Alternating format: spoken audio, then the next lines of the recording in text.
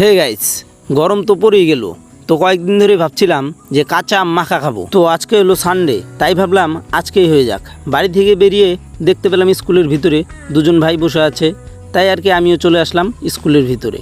আর সেখান থেকে এই দুজনকে সাথে নিয়ে এখন যাচ্ছি আম পাড়তে। তো গাইস, রাস্তায় কিন্তু আরেকজনের দেখা পেলাম, তারপর তাকেও আমাদের সাথে নিয়ে চলে আসলাম।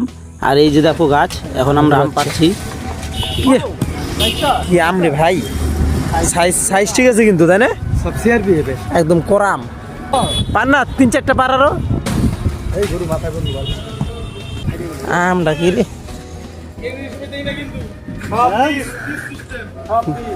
একটা ঠুঙ্গা। পড়ছে কি রে?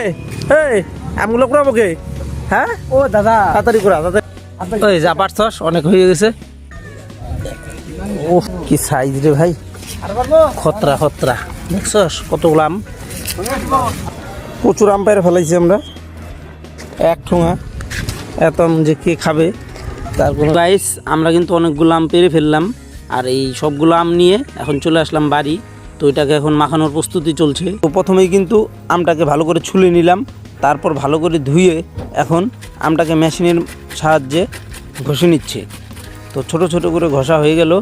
এখন গ্যাসের মধ্যে 4-5টা শুকনো লঙ্কা ভালো করে পুড়ে নিচ্ছি, কারণ এতে আম মাখার টেস্টটা একটু বেশি লাগবে গাইস, বুঝতে পারলে? তারপর শিলপাটার মধ্যে একদম ঘরোয়া কাসুন্দি তৈরি করে নিলাম। তারপর আমের মধ্যে এই যে লঙ্কাগুলো দিয়ে দিলাম। এখন পরিমাণ মতো একটু চিনি দিয়ে দিলাম, কারণ আমগুলো ছিল ভীষণ টক। তারপর একটু লবণ দিয়ে ভালো করে এখন মেখে নিচ্ছি। তো দেখো আমটা কেমন।